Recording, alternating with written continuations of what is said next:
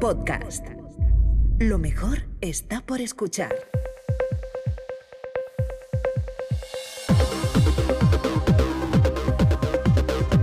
Saldremos mejores con Inés Hernán y Nerea Pérez de las Heras. Hola, Nerea. Hola, querida. ¿Cómo estás? Compañera. ¿Qué tal la qué semana? Alegría, fenomenal. Oye, hemos empezado las dos a la vez. Vamos a hablar todo el rato Vamos a así, hablar una todo el encima rato de a la la vez, otra. una encima de la otra. Ah, venga, si perfecto. queréis, vamos a hacer un verdadero conversacional. Ya que nuestro Ondas es por ser conversacional, vamos a hacer un verdadero conversacional, que es gente ¿Qué es? preguntándose qué tal está. Hablar a la vez todo el rato. Sí. Pues mira, Nerea, voy a abrir el día de hoy con un refrán, porque ahora quiero Odio que hagas eso. Y O sea, quiero- es una cosa que he buscado en Google hace un minuto. Odio que haga incluso esto. un poquito menos. Mientras estaba terminando Montserrat Domínguez la frase, bueno, el refrán para a todas aquellas, para que lo penséis: la noche para pensar y el día para obrar.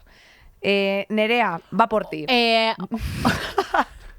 O sea, detesto que haga eso porque ella cuando de repente hace un scroll y ve que los temas del día son algo que de repente no le estimula y le aburre, dice, voy a ver, 7 consejos para que el tránsito intestinal sea perfecto. Inés, deja de hacer eso. Nos mandáis cosas y nos ha llegado una cosa, Para enséñalo. colorear mandalas. Es un queer book para colorear mandalas de pollas, veo. Sí, bueno, mandalas de BDSM. De aquí tenemos, por ejemplo, Superbonito. unas livianas que diría mi abuela, pues comiéndose ahí la cococho masa. Oye, Pues nada. Noela Muriana, muchísimas gracias, gran artista. Es muy bonito. Te queremos mucho. Y Hay además, muchas amputadas, además. Sí, a celebrar. Así que, bueno, pues a colorear y aprender. Fíjate qué bonito, qué buen regalo tenemos aquí, pues ahora para Semana Santa, para tu sobrina.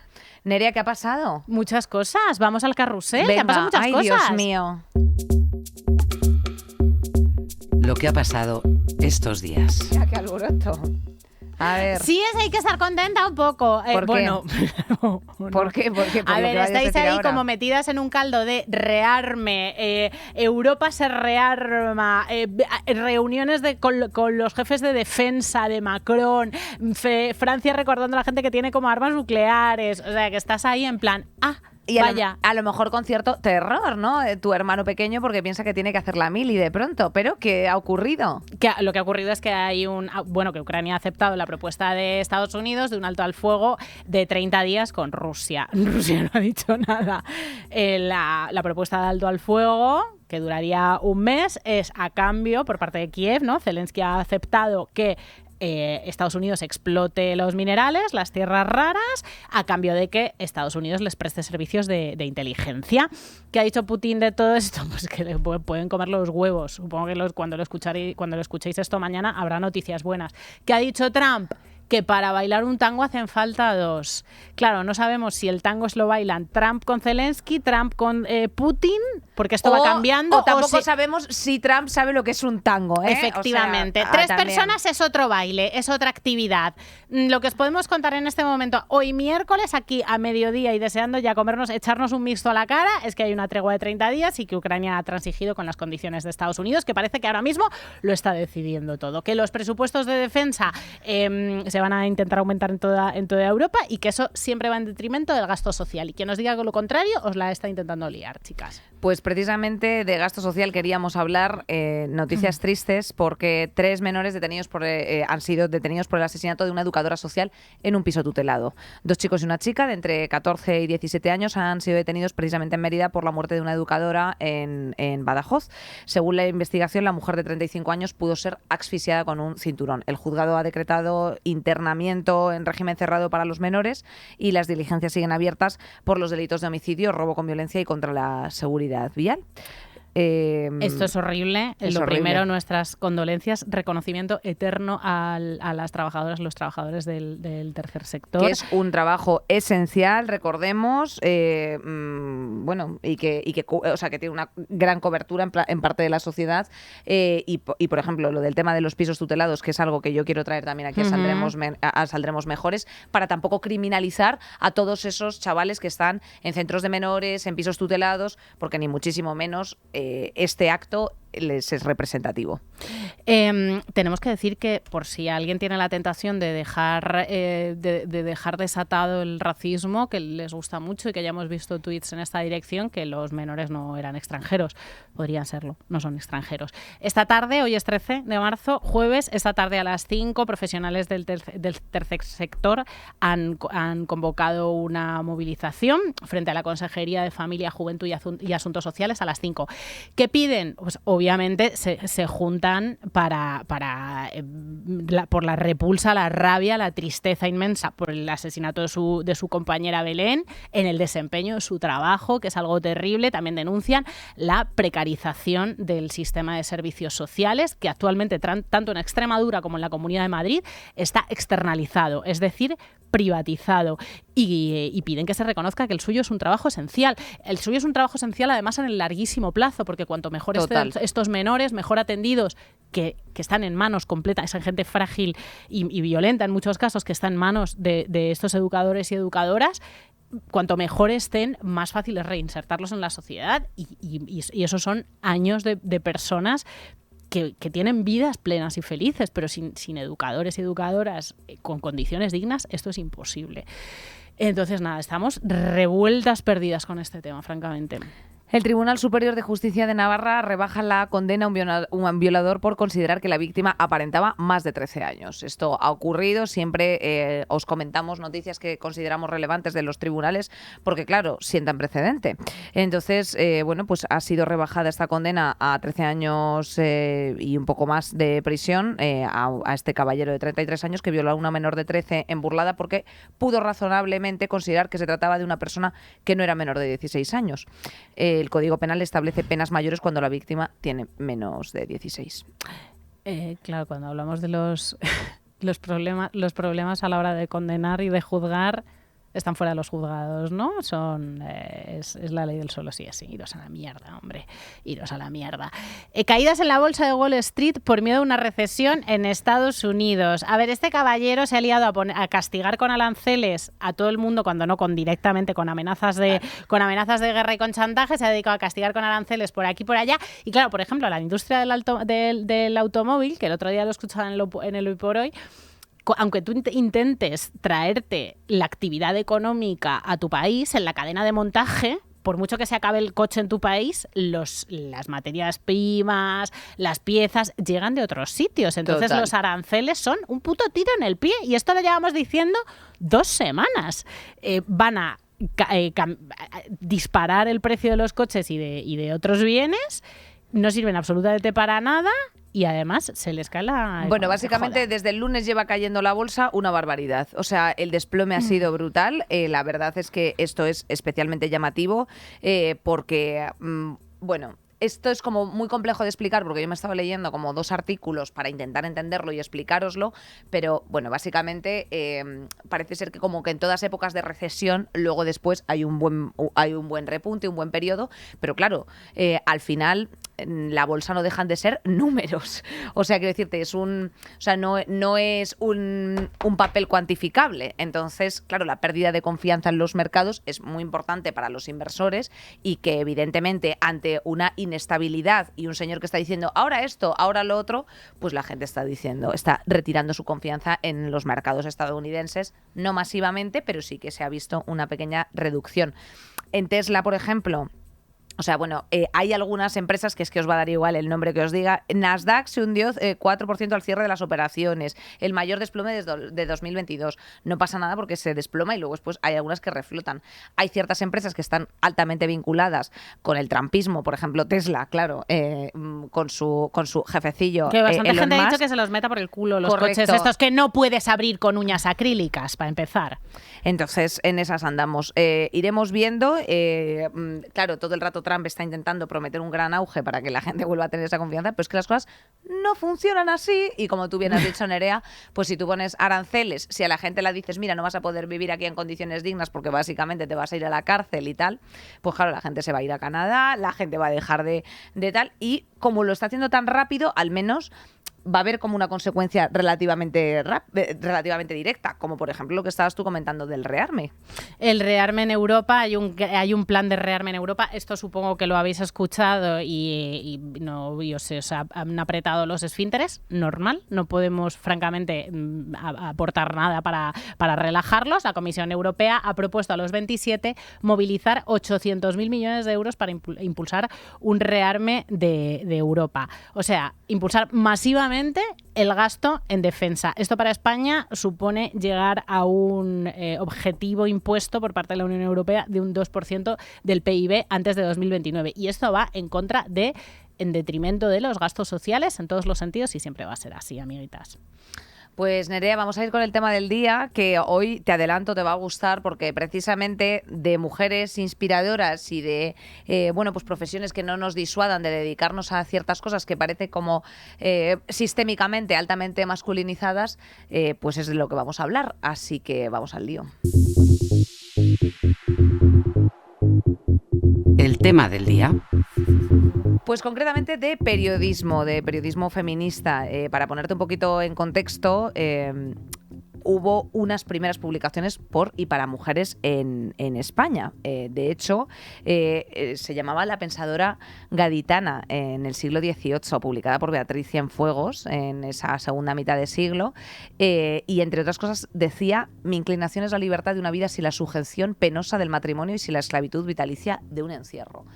Esto ya estaba pasando en España. Luego, después, en el siglo XIX, pues hubo una prensa femenina que se consolidaba,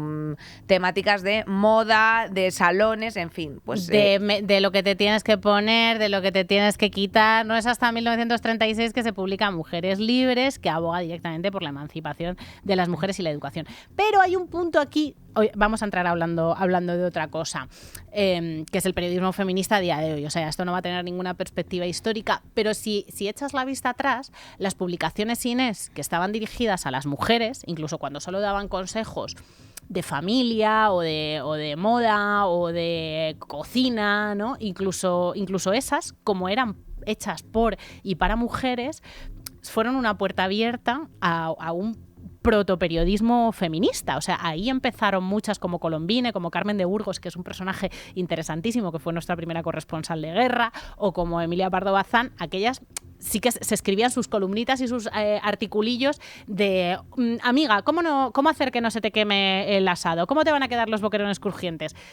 Bueno, si tienes dos dedos de frente y te pones a escribir, yo creo que es una cosa inevitable, ¿no? Que en un momento dado, si tú te pones a escribir por y para mujeres, resbalas hacia una protoconciencia feminista. Esta es mi confianza absoluta. Yo os recuerdo que empecé en las femeninas de hace unos cuantos añitos ya, ¿no? En las que se escribía pues sobre moda, sobre pintaúñas y sobre antiojeras.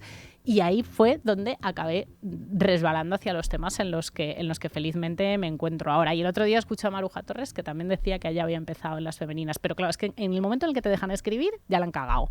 En el momento en el que te dejan escribir y te dejan opinar, aunque sea de croquetas, ya la han cagado. Ya estás perdida para la causa de los roles de género y del machismo. Ya te han sacado. Según un informe de 2023 de la Agrupación de Periodistas de la Federación de Servicios, Movilidad y Consumo de la UGT, las mujeres representan el 43% de los profesionales de la comunicación, es decir, casi la mitad. Este porcentaje ha disminuido. Durante 2023 baja un 12% el número de mujeres dedicadas a los medios. Y también te diré, Nerea, normal. Cobran unos 8.000 euros anuales menos que los hombres, siguen padeciendo tasas de temporalidad y parcialidad laboral más altas que los compañeros y además se constata que siguen sin incorporarse a cargos directivos. O sea, lo que nos interesa un poco. De los 15 diarios impresos más vendidos en España, solamente uno está dirigido por una mujer, Pepa Bueno, que está al frente de la redacción del País. En 2020, por ejemplo, había 7 directoras, que son pues más del doble de hoy. En el ámbito local sí que está la cosa un poquito mejor. Hay al menos 15 cabeceras lideradas por mujeres, entre ellas pues el Diario Ara, el Correo de Andalucía, el Periódico de Extremadura, con Esther Vera, Isabel Morillo y Marisol López al frente. lo que nos interesa aquí, por lo que hemos traído a una invitada muy especial, es las condiciones de las periodistas que además tienen una perspectiva feminista, que no solamente son económicamente peores en el caso de que son mujeres, sino que se exponen a un nivel de represalias judiciales, no solamente de violencia digital, de insultos, de amenazas, sino de represalias judiciales, que son disuasorias muchas veces. Y bueno, y que nos cuente ella también un poco en qué departamentos incide, cómo se hace con perspectiva de género el periodismo. Pues ya está, pues hasta aquí hemos llegado. Claro, que hable ella, por favor, que nos lo cuente todo. Isabel Valdés, periodista, corresponsal de género en El País, entre otros, pues ha recibido el premio Meninas 2022, otorgado por la Delegación de Gobierno de la Comunidad de Madrid, el reconocimiento a su compromiso con la lucha contra la violencia de género, y autora de Violadas o Muertas, un alegato contra todas las manadas y sus cómplices. Isa, ¿cómo estás? Agotada. Normal, que estés agotada. Pues de aquí vas a salir con la cabeza como un bombo. Pero que sepas que desde aquí, y en nombre de todas las mejorcitas, hablo por vosotras también. Muchas gracias, tía, por la labor que hacéis, tanto tú como Ana Requena, que también iba a estar con nosotras, que finalmente no ha podido, a la que mandamos un abrazo enorme. Todo nuestro apoyo, todo nuestro cariño y todo nuestro agradecimiento por la labor que hace, que a veces es casi deporte de riesgo. Y leeros Violadas o Muertas, que es un librito muy pequeño pero muy matón y maravilloso que escribió Isabel Valdés. ¿Eras ya corresponsal de género? No, ese libro hacía ya feminismo en El País. Llevo haciendo feminismo desde 2014. Ese libro se escribió en 10 días, que es una locura. Sí. Me llamaron el día de la sentencia de la manada en el Superior de Justicia de Navarra, el 26 de abril de 2018, y en mayo estaba en imprenta. Joder, qué barbaridad. Sí. O sea, que te pegaste un atracón espectacular. Nos encantará que nos cuentes hitos profesionales que hayas podido vivir, que claro, obviamente todo a lo mejor el imaginario colectivo de las personas que nos escuchan es, pues eso, la manada, tal, pero claro, tú trabajas todos los días del año desde una perspectiva feminista. Entonces, ¿qué significa hacer periodismo feminista? Ser corresponsal de género, ¿qué es esa figura? Claro. Y cuando te la proponen, existen otros medios, localízanos un poco la figura de corresponsal de género. Vale. La corresponsal de género, en boca de la gente resistente, es la policía del feminismo de un periódico, ¿vale? Pero no es eso, aunque sí es un poco eso. La corresponsalidad de género es una figura que viene de Estados Unidos, que El País crea en 2018.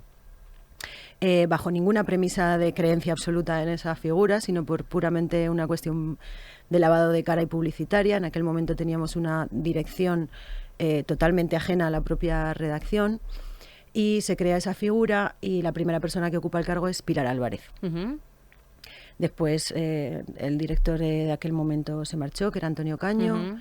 Llegó Soledad Gallego Díaz, se generó una sección de feminismo dentro de Sociedad, y cuando llega Pepa Bueno, en 2022, yo ocupo el cargo. Pepa llega un año antes y yo ocupo el cargo en 2022. ¿Qué hago? Pues aparte de escribir, que es mi tarea como periodista y como redactora, me ocupo de que no haya ningún sesgo machista ni patriarcal en la información que da el periódico. En toda la información. En todo el periódico. Es decir, la cuestión de una corresponsabilidad de género implica que la visión feminista de la realidad, de la historia, de los datos, de las cifras, de todas las cosas que pasan, no solo a las mujeres, sino en todo el mundo, tiene que ser aplicada, porque el feminismo ha de ser transversal. No es una cosa de señoras, no es un nicho, ¿no?, de mujeres. Y bueno, me ocupo básicamente de eso. Entonces, hay una revisión previa de la economía, por ejemplo, de deportes, de todo lo que se escribe en todas las secciones por parte de tu figura o de tu dirección o de tu coordinación. Hay una revisión previa de aquellos temas que pueden, digamos, confluir con una cuestión feminista. Yo no me puedo leer todos los temas. Imagínate qué puta locura tenerme que leer todos los temas del periódico. No, pero por ejemplo, tenemos ya secciones súper... son muy buenos los redactores y las redactores a la hora de hacer su trabajo, y yo no les hago falta. En economía yo creo que no les hemos hecho falta jamás. Eso me parece una cosa bestial, que un tema tan duro como la economía en El País lleva teniendo esa perspectiva, no sé, más de una década. ¿Y por qué ha sido eso? ¿Es por yo creo que por los redactores. Sí, yo creo que El País tiene una redacción ya de por sí con una mirada feminista. Más de la mitad de la redacción son tías, que eso no implica ser feminista, pero en este caso Está bien tenemos aclararlo. esa suerte. Pero también los señores de la redacción. Entonces, Economía tiene un equipo de personas que siempre ha tenido esa mirada y estaba dirigida por hombres, vaya. O sea, siempre habían incorporado perspectiva de género. Yo creo que el caso del País, bueno, es de aplaudir y de replicar, pero no creo que ocurra en todos los periódicos. ¿Conoces si esta figura, como comentaba Nerea, está también presente? Por ejemplo, hablábamos de Ana Requena, que pues es el caso del Diario. ¿Hay otros periódicos, otros medios que también esté incorporada esta figura o que tú sepas no? La figura de corresponsal de género como tal, que yo sepa, no hay ningún otro periódico que la tenga, porque hay una diferencia con las editoras de género. La diferencia es qué poder te da la dirección a la hora de intervenir, corregir o revisar el resto de secciones. No es lo mismo ser una editora de género con competencias solo en tu área, ¿sabes? Escribir lo tuyo y revisar lo de tu sección, sino poder decir, oye, este editorial, por ejemplo, tiene sesgo, hay que cambiar esto. O, oye, este titular de deportes no, o qué puta mierda es esto que acabáis de hacer en Gente, por Dios bendito, cambia de eso. Hay una diferencia. Desde hace poco hay un corresponsal LGTBI, ¿no? ¿Sí? Que es Pablo León, León, que acaba de tomar posesión hace no mucho y que Sí. si hubiera estado, a lo mejor El País no habría publicado aquel infame reportaje con mirada de zoológico alrededor del cruising. Bueno. Alguien lo habría revisado y lo habría parado. Entonces, claro, es importante. Es importante. Es importante que existan estos ojitos. Isa, ¿esto tiene consecuencias? El hecho de, pues que, por ejemplo, tú directamente a un compañero le digas, oye, disculpa, hay que corregir esto, o lo corrijas tú mismo, edites el texto. Yo nunca hago eso. Nunca haces. Yo nunca meto mano al texto, jamás se me ocurriría meterle mano al texto de un compañero o una compañera sin avisar, me parece muy loco eso. Simplemente le Sí, dices. yo llamo y le digo, oye, ¿te parece bien si hacemos esto de esta otra manera, por esto, por esto y por esto? Creo que en el tiempo que llevo he tenido igual 3 debates. No, la gente es muy permeable. Yo sí que soy una privilegiada, o sea, en este sentido. Es una redacción concienciada, además permeable a los cambios. Alguna vez debatimos cosas, evidentemente, y alguna vez se me pasan también a mí cosas y se me avisan de que se me han pasado y está todo perfecto. Y en ese sentido, por ejemplo, ¿cómo podríamos interpretar el impacto que está teniendo ahora mismo el descenso de que haya pues mujeres periodistas, mujeres en las redacciones?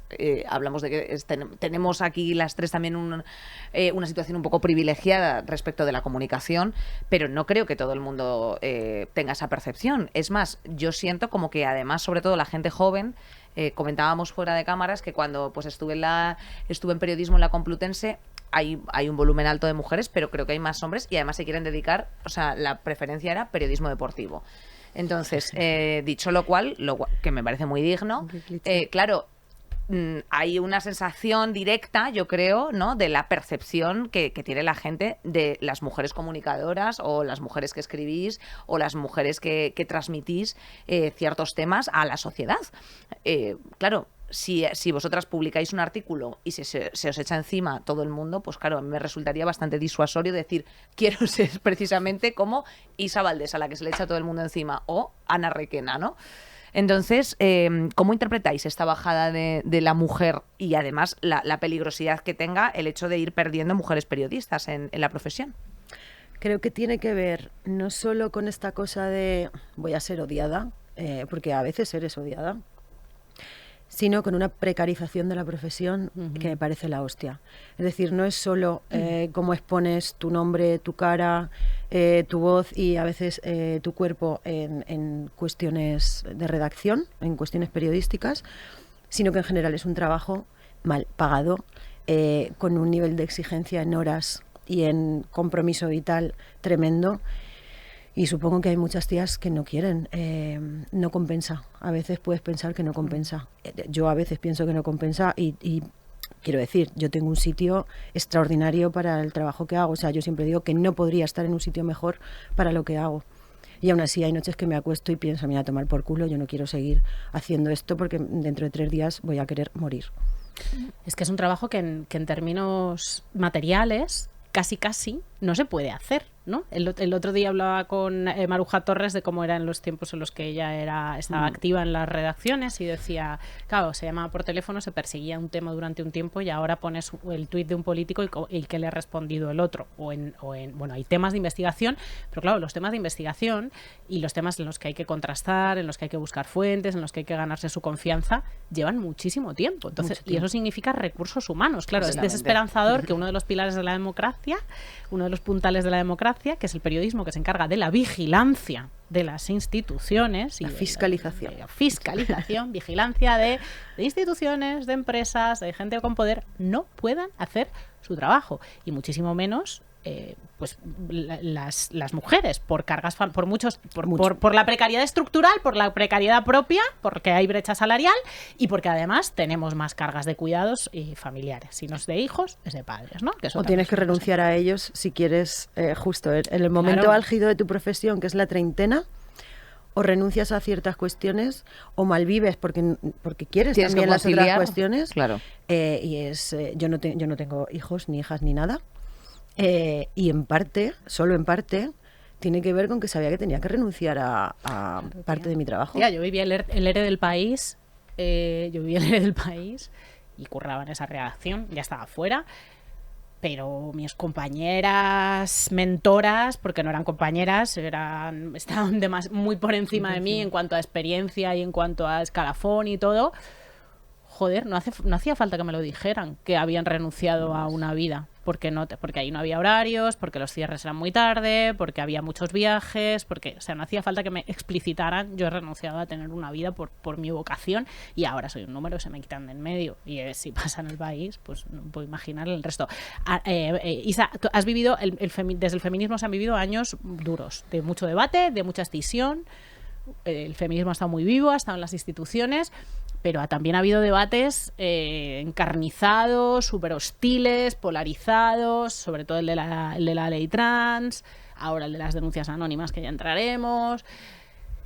¿Cómo se vive eso? ¿Cuáles han sido los que has vivido con más tensión? ¿Es una percepción exterior? No es una percepción exterior, hay discusión. Ha habido debate y ha habido, para mí, o sea, claro, esto es una opinión puramente personal.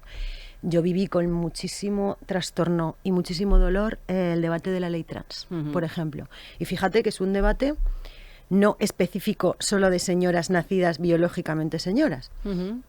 Que además quiero recordar que la ley trans no solo habla de mujeres trans, que habla de la intersexualidad, habla de todo de otras materias. Grupo de personas hiper heterogéneas, lesbianas. O sea, quiero decir, me parecía ridículo encima que se la redujera como a llamarla ley trans, ¿no? Pero creo que esa cuestión fue la que más ha roto y externamente puede parecer una gilipollez. Yo esto lo he hablado con mi madre, por ejemplo. Mi madre no entiende el debate, o sea, no entiende el debate encarnizado, pero dentro del feminismo es una cuestión que ha roto. Ha roto no solo amistades largas, sino incipientes, ha roto consensos en muchísimas cuestiones y, por supuesto, dentro del periódico también tuvimos ciertos debates, pero muy lejos del incendio que se provocó en la calle. En las calles, claro. Había un posicionamiento oficial desde el país que hubo, imagino que decidir, ¿no? Sí, o sea, creo que el posicionamiento, la protección de los derechos humanos, sea quien sea el humano, la persona a la que proteges, es esencial. O sea, además es que no es discutible. Hubo una rotura generacional, o sea, es que para muchas feministas supuso la desvinculación total con las que habían sido nuestras maestras. Sí, así fue. Así fue y yo creo que es una cosa que todavía a día de hoy se arrastra en cierto sentido, porque ahora mismo hay ciertos debates a los que se están adhiriendo personas insospechadas. O sea, es decir, que, claro, nosotras teníamos una sensación, o sea, cuando se habla todo el rato, porque me interesa mucho porque tú haces no solamente tratamiento informativo de esto, sino que eres una persona activamente feminista y con mucho compromiso. Y claro, ahora mismo, ¿cómo estás teniendo la percepción? Y bueno, pues pasada la semana del 8M, vamos a seguir con estos debates. ¿Qué es lo que está ocurriendo, ¿no? Porque no sé si es a consecuencia un poco de todo el movimiento reaccionario masivo que hay pues eso, en torno a la ultraderecha, que está generando y está provocando que haya personas que se estén adhiriendo a ciertos discursos, como decía Nerea, que podían ser nuestras mentoras, que era gente pues que estábamos referenciando todo el rato y que tú dices, anda, pues esta persona pues es... que de repente Lidia Falcón se sienta con el PP. Sí, es una transfoba o está diciendo que no sé qué, o bueno, o la gente está... No, o sea, ¿crees que hay una falta, o sea, crees que hay algo, por ser críticas, que se está haciendo mal respecto de trasladar ciertos mensajes? O sea, ¿cuál es el fallo? ¿Hay falta de debate? ¿Hay falta de una claridad respecto a la transmisión de mensajes? ¿Hay un aprovechamiento muy reduccionista de los mensajes que se emiten? Absolutamente todo. O sea, todo, sí, claro. O sea, yo todas las anteriores. Claro, elijo todas las anteriores. Mi sensación es, que lo estaba hablando antes con Jesús Blanquiño, nuestro productor maravilloso, ¿visteis el vídeo que había en la manifestación del 8M en el que de pronto le dice una mujer, bueno, es que yo no quiero que en el colegio de mi hija entre un chico al vestuario de mi hija diciendo que es una chica a cambiarse? Y le dijo la ministra, yo tampoco. Y claro, de pronto pues se me pusieron como todos los pelos en pie. ¿No fue la ministra?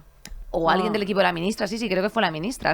Lo estaba fact-chequeando mi compañero Jesús, por si acaso estoy demente. Pero bueno, esta frase se dijo. Entonces, claro, de pronto esto en sí mismo ya es un debate, ¿no? Y es como, hombre, pues para hacer fraude de ley, para hacer difamación o para hacer, no sé, o para estar demente, nunca ha hecho falta una norma, ¿no?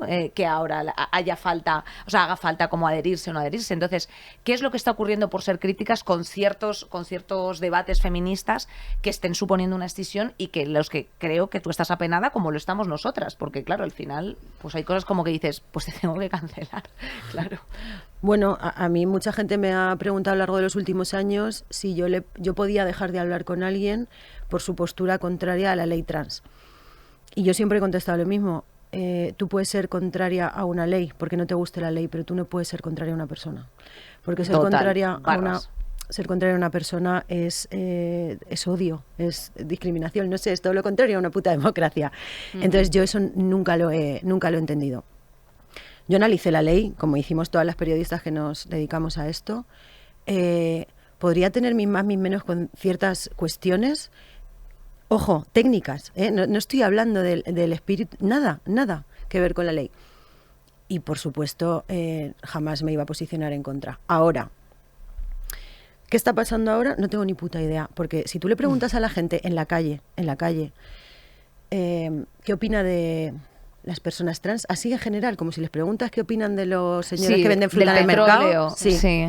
El colectivo trans es uno de los colectivos más discriminados, junto con los gitanos, más discriminados de España. Totalmente, pero a la vez al que la gente odia menos en general. Todas las encuestas que se han hecho del CIS, España como país en sí mismo no odia al colectivo trans, lo que significa que han sido unas pocas voces que sí odian al colectivo trans o que por intereses diversos les ha interesado odiar al colectivo trans.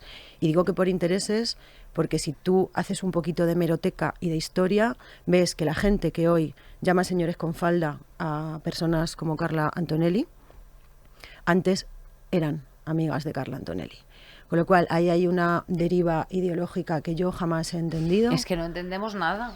Isa, socorro. No, bueno, es que no hay nada que entender. Yo creo que aquí hay cuestiones políticas, hay cuestiones generacionales. Creo que hay gente que en general no sabe envejecer con el ritmo de la época.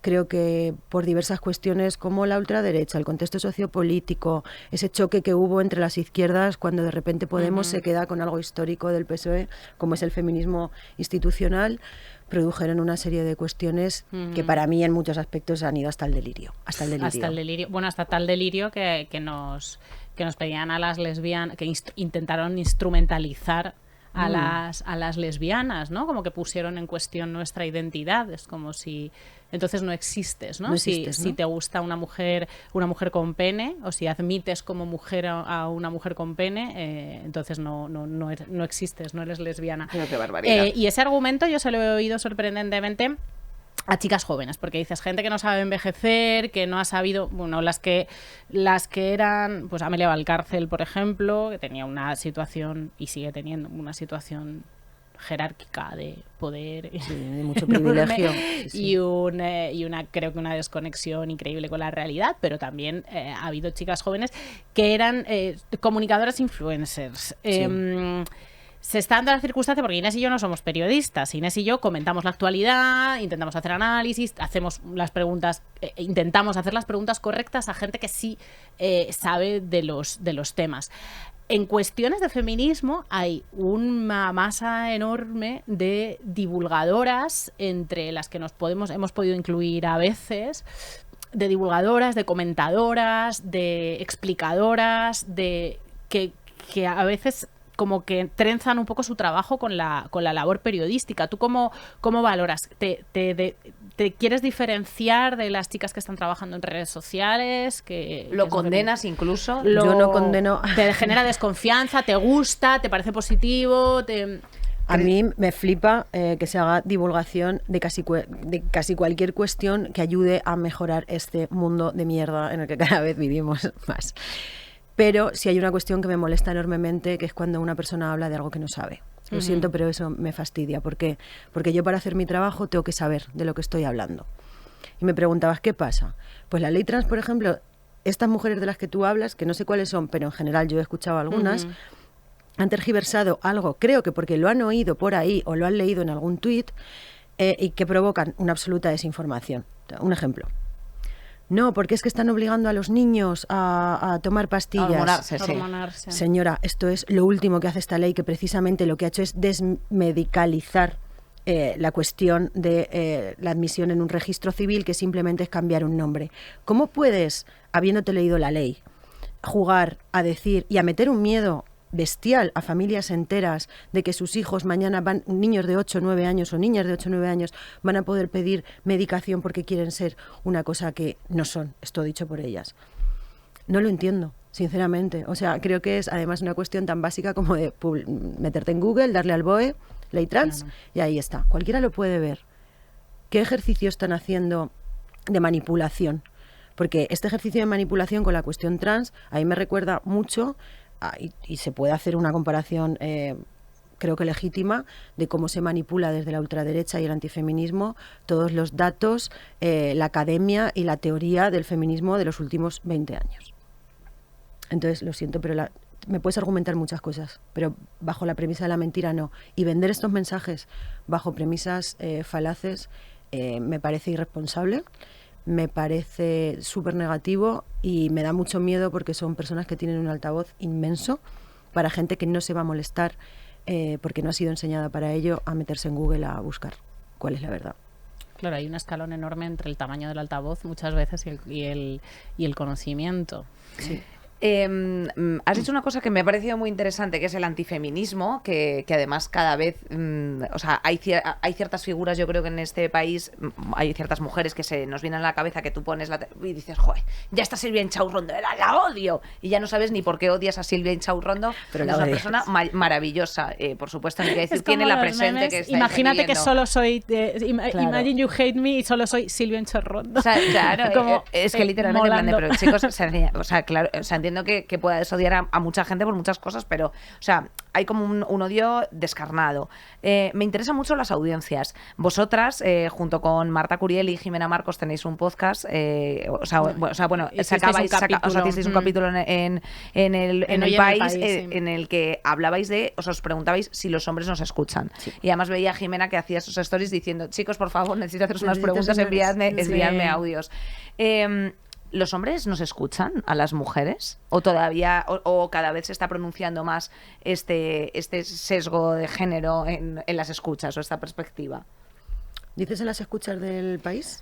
Bueno, claro, las escuchas del país será distinto, igual que las escuchas que tenemos en Saldremos Mejores, que por cierto son mayoritariamente mujeres, igual que mis seguidoras y todo. O sea, yo tengo más mujeres, más audiencia femenina que masculina. Yo también tengo más lectoras femeninas que masculinas, pero en general, por ejemplo, El País es un periódico que todavía leen un poquito más hombres que mujeres. Y además, hombres de mediana edad tirando un poquito para arriba y, por supuesto, blancos. Sí. Entonces, bueno, eso es un escalón que existe. Están escuchando los hombres, creo que hay una proporción de hombres cada vez mayor que está escuchando.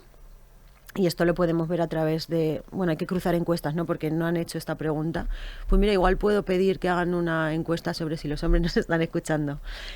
40dB le hace al País el ASER de vez en cuando, lo sabéis, ¿no? Que nos hacen estadísticas claro. de cuestiones. Pues igual se lo puedo proponer a Belén Barreiro, que haga una encuesta de cuánto están escuchando los hombres. Ahora, ¿os acordáis del CIS del año pasado? ¿En materia de qué? Porque sé, claro, ese CIS tengo en el que 50 CIS. salió el 44,1% de los hombres creen que el feminismo y las mujeres han ido demasiado lejos. Ha ido demasiado lejos, sí. Vale, pues si juntas ese CIS, te coges todas las estadísticas de intención de voto de los últimos 5 años en todos los países del mundo, me da igual dónde mires, Asia, Europa, América Latina, Estados Unidos, coges un poquito de algunos informes que hay, por ejemplo el último de JIC, de la consultora JIC, sobre las redes sociales, un análisis, y te sale que los chavales más o menos hasta los 30 están aquí, esta es mi mano derecha, y las señoras chavalas están aquí. Y luego, según va creciendo la gente, las personas, tanto los señores como las señoras, más o menos se van juntando. Vale. Pero ellas siempre están un poco aquí y ellos siempre van a estar Siempre un poco ellos aquí. un poco a la izquierda y ellos un poco a la derecha. Que hay Pero que la- habrá quien no nos esté viendo y nos Sí, está escuchando. perdón.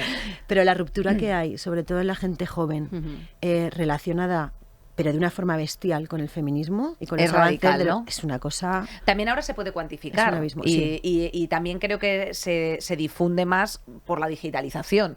O sea, quiero decir, hay ciertos mensajes que a lo mejor antes la gente, pues, o sea, yo cuando estaba en 20, pues la gente no tenía ni media reflexión, ¿no? No. Aunque se era inherentemente muy machista en las aulas, en las clases, y si eras la puta, eras la puta, y la gorda era la gorda, y el freaky town seguía siendo un crack y estaba en una escala social por encima de la gorda, la lesbiana, la negra y un largo etcétera. Y el friki town, vuelvo a insistir, que se le estaba cayendo el moco de Bochán y que no o sea, quiero decirte, sin acritud, pero es que es verdad, no se reflejaba tanto como la digitalización ahora mismo nos está haciendo ver que es una problemática muy fuerte. O sea, hay gente que está ganando mucho dinero gracias a plataformas como YouTube o Patreon o Twitch o su puta madre a costa de, perdón, nuestro contenido. O sea, a mí me ametrallan semanalmente. Yo digo, o sea, yo le debo de estar dando una cantidad de dólares. Ojalá le pueda dar de comer a todo el mundo como estoy dando de comer a 4 rascuachos de mierda, ¿sabes? ¿Pero tú crees que esta brecha existía antes, solo que no la conocíamos? Sí, creo que no sé, o sea, creo que ha ayudado a agudizarse mucho No. nunca ha podido la existir. digitalización. Es que nunca ha podido existir esta brecha. O sea, ahora porque es nunca las claro. mujeres han ocupado los espacios que Claro. ocupan ahora. Claro. Vale, O sea, perfecto. ellos Claro, mira.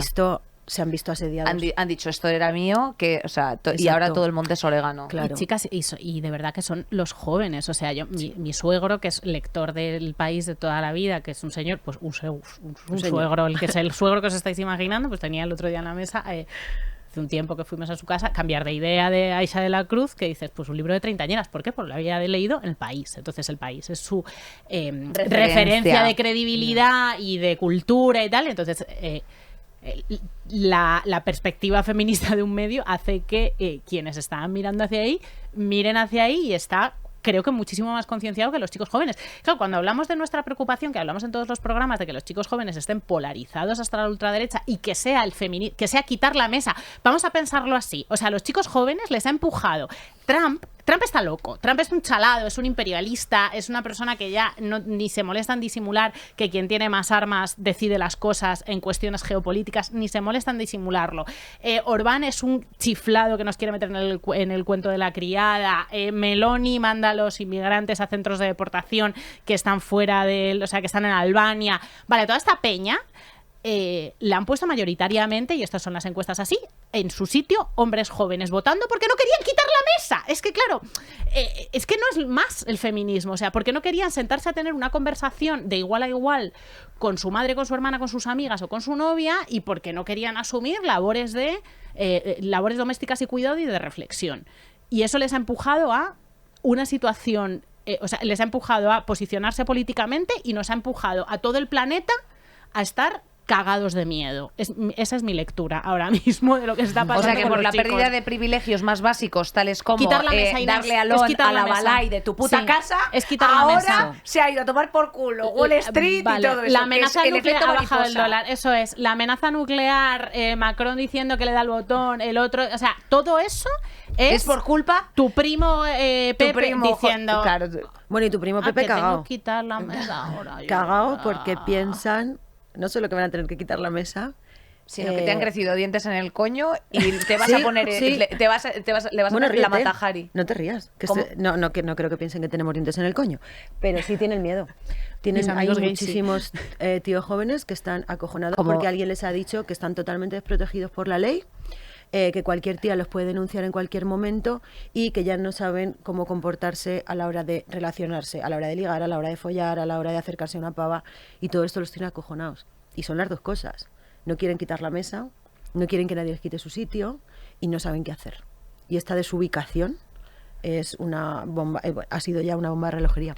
¿Qué hacemos Pues con nada, ellos? mira, Porque hay me- chicos que nos escuchan, chicos muy Pues, guays que nos escuchan, claro. que no tienen... Es que esos creo chicos 18. no tendrán miedo a... Claro, Joder, tendrán- tenemos mucho un público momento, no masculino. tendrán miedo, perdón, a comportarse dentro como del hombre medio, o sea, quiero decirte que dicen en el ámbito jurídico, o sea, dentro de la normalidad, es decir, tú tienes que decir por favor y gracias en los sitios, tienes que, pues no sé, coexistir, cohabitar, ayudar a la gente que tienes, a la gente próxima, tener una escucha activa respecto de las reflexiones que se hacen, aportar si hay algo que es interesante, ¿no? O sea, no sé si hay alguien que evidentemente pues le vas a tocar una teta en una discoteca a cara perro, pues a lo mejor eso que te dé una reflexión, ¿no? En plan de, ¿es esto lo correcto? No, te lo adelanto, no es lo correcto, ¿no? Pero ellos piensan que sí, ellos creían que era. Ah, claro. Mira, te voy a poner un ejemplo. Este es un ejemplo que me Isa, gusta estamos, mucho. claro, aquí como Es que no sabemos muy estamos bien en qué primero, hacer, en entonces. primero de asombro.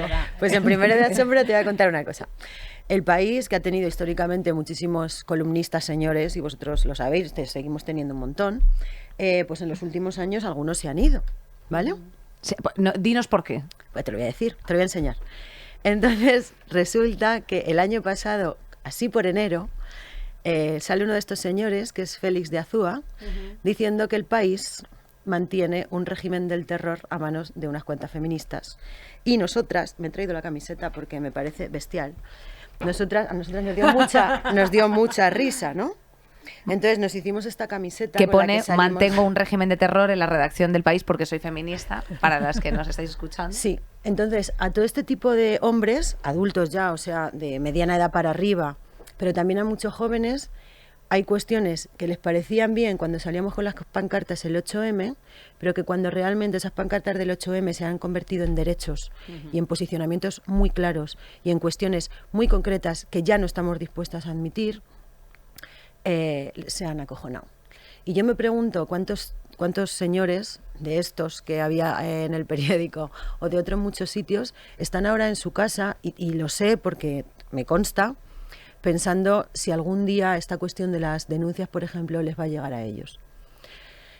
A mí no me entristece para nada que estén pensando en eso, pero sí me jode que tengan terror porque les vaya a llegar una denuncia y no porque hayan hecho una reflexión de qué es lo que han estado haciendo durante toda su vida. Claro, pues lo mismo, o sea, lo mismo que se está ahora mismo hablando todo el rato de, oye, yo no soy la que tengo que tener cuidado al salir de casa, sino haga usted el favor de educar a su hijo o yo qué sé, o no lo tenga, en fin.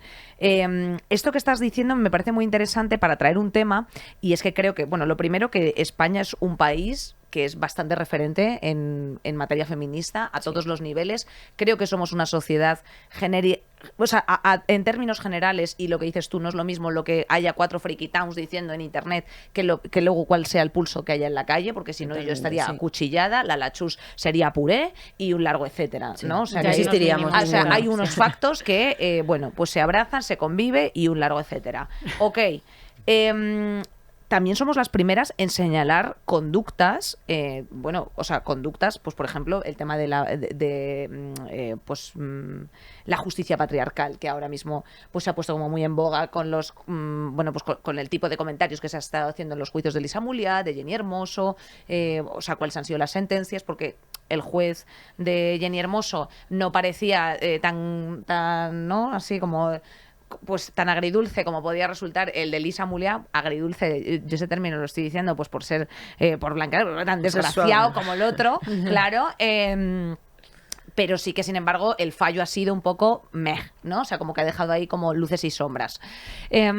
En este sentido, también ha ocurrido con los partidos políticos. Y ahora una de las brechas que hay son algunas mujeres feministas, algunos sectores de la izquierda, en el que de pronto pues han decidido culpabilizar a gente que pues sois informadoras o estáis en los medios de comunicación y por lo tanto os dedicáis, como has dicho al principio, a investigar, a hacer un proceso muy largo que requiere de mucho tiempo, que requiere de muchos contactos, que requiere de un trabajo de confianza con las fuentes.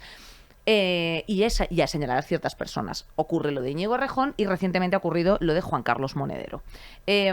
Claro, ¿qué pasa? Que cuando señaláis, por ejemplo, el caso de Juan Carlos Monedero o se investiga en torno al caso de Juan Carlos Monedero, ahí ya estás tocando un partido en el que, claro, esto ha sido pues para la política como un caramelo, ¿no? O sea, para la política de ultraderecha o la política de derechas, ¿no?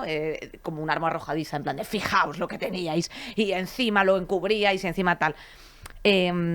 ¿Podrías, por favor, ser crítica respecto de esto? O sea, ¿qué ha ocurrido qué ocurre con vuestro trabajo? ¿Por qué no os pueden señalar a vosotras como responsables de cosas que, insistimos, está haciendo, en tal caso, presuntamente Juan Carlos Monedero o que ha hecho de facto Íñigo Errejón? ¿Y por qué se pretende esta guerrilla interna por parte de la izquierda? Porque es que es de verdad desesperanzador. O sea, hablamos de los jóvenes chavales a los que, en casa, claro, a los que no vamos a convencer nunca porque están con el tractor y que les da absolutamente lo mismo, pero es que ahora ya encima la gente de izquierda como que te mira así en plan de bueno, tú eres de esas. Bueno, que se acaban de enterar de que el feminismo es transversal y el machismo también. O sea, se acaban de enterar de que el machismo está... Claro. Lo que venían diciendo ellos mismos, para ganar votos lo decían ellos mismos, les ha explotado en la cara. Pero es que haznos una reflexión, por favor, Isa, porque estamos de verdad desesperadas. Es que esto sí que es de primero de cualquier cosa. O sea, quiero decir, el hecho de que el machismo sea transversal y de que la violencia machista, el abuso de poder, la dominación, las coacciones y todas las palabras que queréis que usemos funcionan en cualquier ámbito. En la universidad, en la tienda del pescadero de tu pueblo, en La Mancha, yo soy de La Mancha. A lo mejor aquí en la cadena SER, es que tú, donde se graba, es que no lo sabes. A lo mejor en el país, a lo mejor dentro del gobierno. Estoy diciendo a lo mejor porque lo que quiero decir es que puede estar realmente en cualquier parte. Y el hecho de que de repente una persona determinada, una periodista determinada, se convierta en saco de boxeo, como estabas diciendo, de parte de la izquierda, por hacer su trabajo o según ese partido político, porque ha hecho mal su trabajo, pues no podemos obviar y no podemos negar que está haciendo daño. Está haciendo daño al periodismo feminista o con perspectiva feminista, está haciendo muchísimo daño a la izquierda en general, porque no es solo Monedero o Errejón. También está Ábalos ahí entre medias señalado por cuestiones relacionadas con la prostitución. Entonces, quiero decir, ahí hay un magma que se ha generado en el que de repente las periodistas que antes políticamente servían de alguna forma para decir, oye, pues mira, estaban publicando buenas cosas sobre la ley. No me estoy explicando bien. Lo que os quiero decir es que mientras que las periodistas feministas hacen un trabajo bajo el que los políticos o las políticas de este país no se ven amenazados o no se ven señalados, todo está bien. Claro. Pero de repente, cuando hacen su trabajo integral y de pronto encuentran una mina dentro de un partido que curiosamente es de izquierdas, pues también ha de ser señalado porque ellas tienen un compromiso, vosotras tenéis un compromiso con la democracia, con vuestra línea editorial. Sobre todo con la honestidad de hacer el curro, porque Tal cual. Yo siempre digo que tú no puedes saber en realidad jamás qué ha pasado en ningún sitio a no ser que tú hayas estado allí. Pero tienes que ser honesta con tu trabajo. Y si tú eres honesta con el trabajo que haces, yo duermo muy tranquila todas las noches de mi vida. O sea, duermo súper tranquila. Creo que siempre he hecho las cosas como las tenía que hacer. Si algún día me equivoco, lo reconoceré. Espero no cagarla nunca porque es un tema, todos los temas que tratamos son súper delicados. Pero sí que creo que esta guerrilla interna que tú decías antes que se genera, fragmenta mucho más, digamos, un contexto que ya está bastante fragmentado. por un lado, la política, la izquierda de este país y las periodistas podemos tener que ver cuando llega el día de unas elecciones y tú vas a echar un voto si votas a la izquierda. Pero más allá de eso, yo con la política no me mezclo. Yo evidentemente soy una persona de izquierdas, cero sorpresa con eso, creo, ¿no? Pero a mí no me vale de nada eso a la hora de hacer mi curro, porque lo que está primero haciendo mi trabajo es la información. Y me da igual que esté delante Feijóo, Pedro Sánchez, Cuca Gamarra, Pablo Iglesias. O sea, es que me da igual, porque yo mi curro es hacer la información. Entonces, creo que eso a veces se olvida por parte de la política. Creo que muchas veces la política piensa que las periodistas vamos a un ataque. Claro. O nos debemos a... Yo a la única persona a la que me debo cuando escribo una información es a la persona, cuando es una mujer, es a ella. Y a mi código ético. Y a mi forma de trabajar. Y a nadie más. Dilo, pelos de punta. Pues escúchame una cosa. Bueno, que es la verdad. Y creo que es un mensaje que se podría extrapolar y que se podría contagiar al resto de personas que nos están escuchando. Tú puedes ser de izquierdas, querida mía, y no te tienes que deber absolutamente a ningún político. Te tienes que deber a la información. Y si la gente lo hace mal, regular, bien o lo que sea, ser crítica con ello, reflexionar, replantearte, debatir. No. Puedes apostar por un proyecto político, puedes apostar por un político en concreto, puedes apostar por un partido, pero siempre apuesta sobre todo por la verdad. La verdad y por el sentido crítico, y siempre con un pie en el estribo. Siempre con un pie en el estribo por si acaso. Por si acaso. Para no hostiarte. Para no hostiarte, Joder, efectivamente. Efectivamente, para parar el caballo. Pero tener que decir esto, claro, o sea, Isa dirá, me habéis traído aquí a decir pero grulladas. Pues tía, lo que estás diciendo me parece importante, necesario, que se sepa quiénes estáis también haciendo un trabajo para que lo que llegue, esa purga que llega, final... ¿Qué purga? No, la purga, o sea, que purgáis ciertas cosas, que creía purgáis que era una ciertas purga cosas. hacia nosotras. No, al contrario, estáis... no, la purga hacia afuera, hacia siempre. afuera, Nosotros nos al pasamos contrario, el o sea, día purgando, que la gente como purgas maoístas diarias hacemos aquí, por Dios. No, Miedo, no. Para nada. El periodismo se le quiere poco en España. Se le quiere poco. Creo que la gente lo ha confundido con otras cosas que no son periodismo. Ana Marcos, compañera tuya del País, que estuvo al cargo de la investigación de los abusos sexuales en el cine, el reportaje sobre las víctimas de Carlos Bermúdez, ha escrito un libro del que ya hemos hablado aquí, y ella ha dicho muchas veces que ha escrito ese libro para explicar su trabajo, porque se veía en la necesidad de explicar su trabajo. El periodismo está como confundido, mi sensación es que está confundido ya con la tertulia, con la opinión, con muchas cosas. A Cristina Fallarás, por ejemplo, que lo que hace en su cuenta es recopilar testimonios anónimos de mujeres y publicarlos y luego dejarlos volar para que alguna se sienta o no se sienta reconocida. Se le ha acusado públicamente, o sea, hay como una facción que se hace llamar también feminista, que dice que esto es una caza de brujas, que debilita el movimiento y que además, bueno, pues no tiene ética periodística cuando nunca lo pretendió. ¿Tú crees en la utilidad de las denuncias anónimas? ¿Cómo separamos esto del periodismo y cómo trata el periodismo esto desde fuera? Porque claro, vosotros tenéis que recoger, tú como periodista feminista tienes que recoger eso que está pasando en las redes, que muchas veces no tiene una fuente, una cara, algo detrás, y convertirlo en información veraz. En contrastable, claro, veraz, pero no con las herramientas de contrastar, que esto también lo decíamos con Ana Marcos, no con las herramientas tradicionales a lo mejor, sino que tienes que inventarte unas otras. nuevas normas de contrastar, claro. Evidentemente. Bueno, hay una cosa de primeras que quiero dejar clarísima, que las denuncias no son anónimas. Es decir, la persona que las recibe sabe perfectamente quién es la persona que hay al otro lado y ella comprueba que es un ser humano, que es una señora. O sea, son anónimas para los demás, porque hay una protección de las víctimas que en este caso debe estar por encima de todas las cosas. Eso vale para Cristina Fallarás, ella lo hace, pero es que vale también para el periodismo, porque nosotros, en el periódico, cuando tenemos una víctima de violencia machista o violencia sexual que no quiere ser expuesta, todo nuestro engranaje se mueve para poder proteger a esa mujer, porque lo primero es la protección de ellas.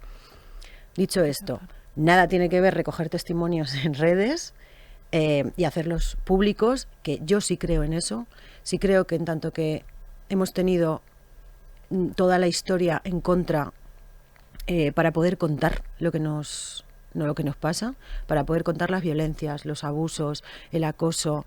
Uno de los mayores motivos por los que las mujeres no denuncian, según las macroencuestas que ha hecho este país, es por el miedo a no ser creídas. Si tú tienes ese contexto ya, evidentemente sabes que hay muchísimas mujeres en su casa que no están yendo a denunciar. Las estimaciones son que se conoce 1 de cada 10 agresiones por violencia machista. Y si nos vamos a la violencia sexual, se conoce 0,8 de cada 10. Es decir, que mientras que vemos una denuncia en un periódico, hay otras 100 señoras en su casa sentadas sin ir a denunciar. Entonces, evidentemente hacía falta. Las redes han sido una herramienta de recopilación, ¿no?, de estos testimonios. Y no son solo testimonios, hostias, es que es la vida de muchísimas mujeres. Pero no solo de las nuestras, a lo mejor, que estamos en la treintena, en la cuarentena. Es que hay señoras, Cristina me cuenta de vez en cuando, que hay mujeres que le dicen, mi abuela no tiene redes sociales, pero me pide que te cuente esto. O sea, hay mujeres desde los 90, 80, 70, y habrá chavalas de 14 que no tienen o no pueden o no se atreven a ir a otro sitio que no sea una red social.